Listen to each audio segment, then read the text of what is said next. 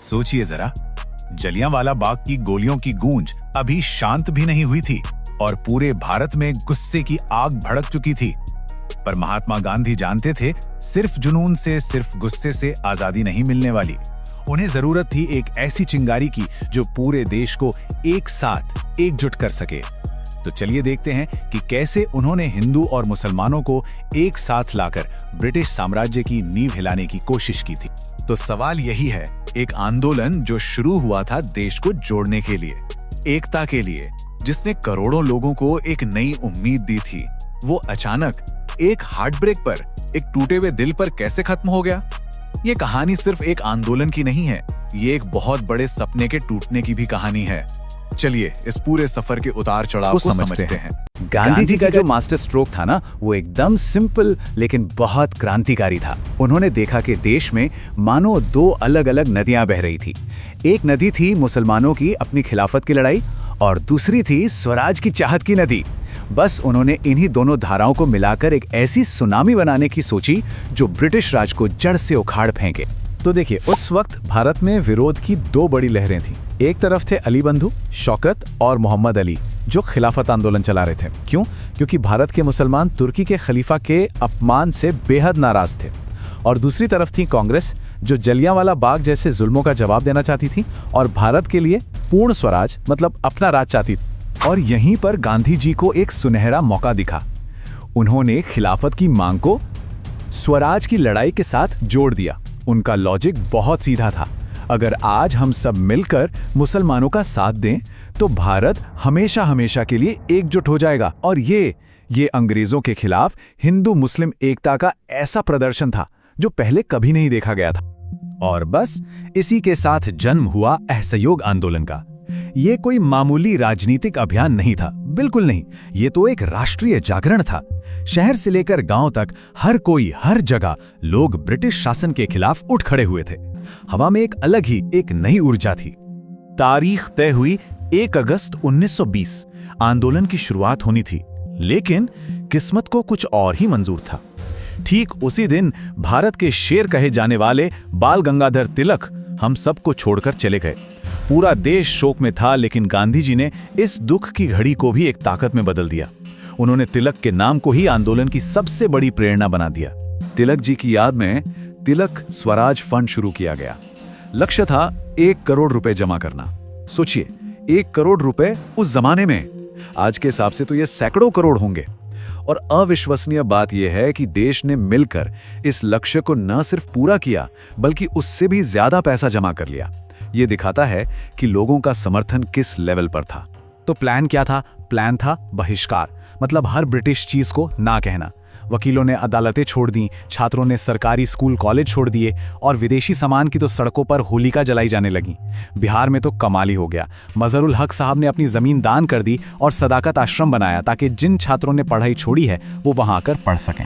सब कुछ एकदम सही चल रहा था। आंदोलन अपने चरम पर था और अंग्रेज सरकार सच में डरी हुई थी। लेकिन फिर एक घटना घटी, एक ऐसी घटना जिसने सब कुछ बदल कर रख दिया। एक छोटी सी चिंगारी जिसने पूरे आंदोलन की दिशा ही पलट दी।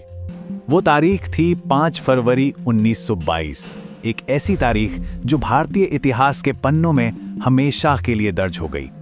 और जगह है उत्तर प्रदेश का गोरखपुर जिला और वहां का एक छोटा सा कस्बा चौरी चौरा। बस यहीं पर कहानी ने वो दुखद मोड़ लिया। हुआ ये कि कुछ लोग शांति से प्रदर्शन कर रहे थे और पुलिस ने उन पर गोलियां चला दी। बस इसके जवाब में भीड़ का गुस्सा ऐसा भड़का कि उन्होंने पुलिस थाने में ही आग लगा दी और इस आग में 22 पुलिसकर्मी मारे गए। एक अजीब इत्तेफाक देखिए, साल था 1922 और मरने वालों की संख्या भी थी 22। जब गांधी जी तक ये खबर पहुंची तो वो अंदर से हिल गए, पूरी तरह टूट गए। उन्होंने साफ कह दिया, मैं हिंसा वाले किसी आंदोलन का हिस्सा नहीं बन सकता। और फिर 12 फरवरी 1922 को बारदोली से उन्होंने अचानक पूरे देश में चल रहे इस विशाल आंदोलन को रोकने का ऐलान कर दिया। गांधी जी के इस अकेले फैसले ने पूरे देश को हैरान कर दिया। एक निराशा और गुस्से की लहर दौड़ गई। कई बड़े बड़े राष्ट्रवादी नेता इस फैसले से सहमत नहीं थे। उन्होंने खुले तौर पर कहा कि यह एक बहुत बड़ी स्ट्रेटेजिक मिस्टेक, एक रणनीतिक भूल थी। जवाहरलाल नेहरू और सुभाष चंद्र बोस जैसे जो युवा नेता थे, उन्होंने तो इसे एक राष्ट्रीय आपदा, अ नेशनल कैलामिटी तक कह दिया। उनका तर्क सीधा था कि जब आंदोलन अपने पीक पर था, जब अंग्रेज सरकार दबाव में थी, तब सिर्फ एक जगह हुई घटना की वजह से पूरे देश के संघर्ष को रोक देना, ये तो अपने ही पैर पर कुल्हाड़ी मारने जैसा था। और इस फैसले का असर सीधा कांग्रेस पार्टी पर पड़ा। पार्टी में एक बड़ी दरार आ गई। 1922 के गया अधिवेशन में कांग्रेस दो ग्रुप्स में बंट गई। एक थे प्रो चेंजर्स, जिन्हें CR दास लीड कर रहे थे। उनका मानना था कि अब चुनाव लड़कर सिस्टम के अंदर घुसकर अंग्रेजों से लड़ना चाहिए। और दूसरे थे नो चेंजर्स, जिन्हें राजेंद्र प्रसाद लीड कर रहे थे। वो गांधी जी के बहिष्कार वाले रास्ते पर ही टिके रहना चाहते थे।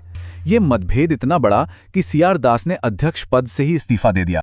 तो इस पूरे तूफानी अध्याय से आखिर हमने क्या क्या सीखा? चलिए एक बार फटाफट से सारे मुख्य बिंदुओं पर नजर डालते हैं, ताकि पूरी तस्वीर एकदम साफ हो जाए।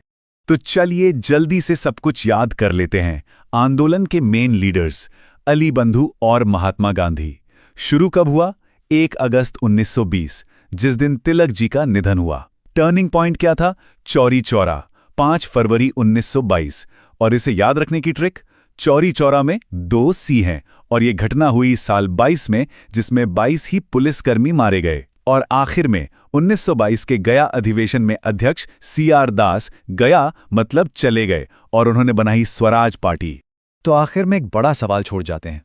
गांधी जी का वो फैसला, अहिंसा पर टिके रहने का वो उनका सिद्धांत, क्या वो एक मजबूत प्रिंसिपल्ड स्टैंड था, या फिर एक ऐसी ऐतिहासिक भूल थी जिसने शायद भारत की आज़ादी को कई साल पीछे धकेल दिया?